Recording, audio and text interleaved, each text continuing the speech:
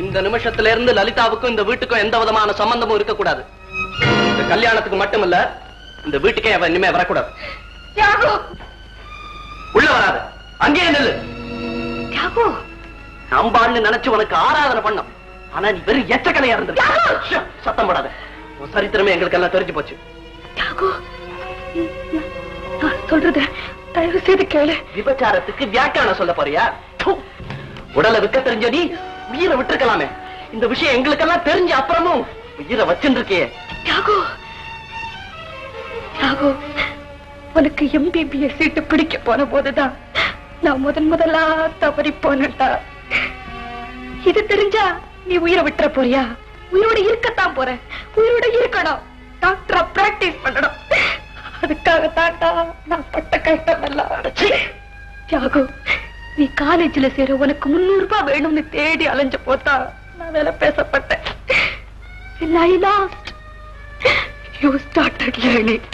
நீ செஞ்சதுக்கு பேர் தியாகம் அர்த்தமா? இல்லடா இல்ல.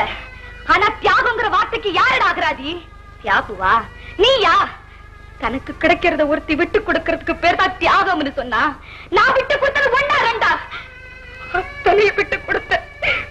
ஆனா உள்பட கற்பு உட்பட யாராவது எதையாவது இழந்தா பரிதாபப்படுறோம்.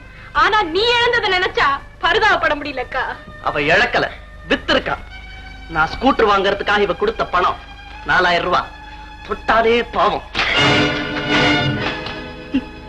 தியாகு, நான் கொடுத்த பணத்தை தாண்டா உன்னால தூக்கி எறிய முடிஞ்சது.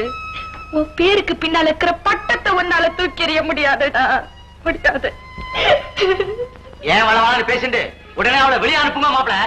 அவ உருவாக்கி விட்ட MBBS மாப்பிள்ளை மட்டும் வேணும் உங்களுக்கு. ஆனா அவ வெளியே போகணுமா? தனக்கு அனுகூலமா இருந்தா மனுஷ மனசு என்ன வேணா சமாதானம் சொல்லிக்கமா. அக்கா பேருக்கு பின்னால விபச்சாரிங்கிற 4 எழுத்து பட்டம். அதுக்காக பார்த்தா MBBSங்கிற 4 எழுத்து மாப்பிளைய விட்டுட முடியுமா? அவளை இங்க வெளியே போச்சலே. வெளியே போ நீங்களே கேட்டுக்காதீங்க. இருக்கவே கூடாது. என் பொண்ணு செத்து போயிட்டான்னு தர்ப்பணம் பண்ணிட்டு அவளை பத்தி நீங்க பேசக்கூடாது.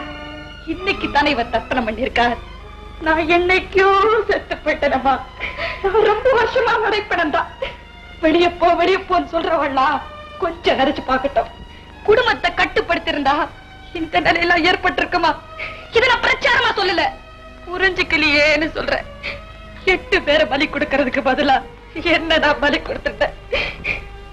என்னுடைய அனுபவத்திலிருந்து யாரும் பாடம் கத்துக்க வேண்டாம். எங்க அப்பா அம்மா அறியாமையிலிருந்து பாடம் கத்துக்கிட்டோம்.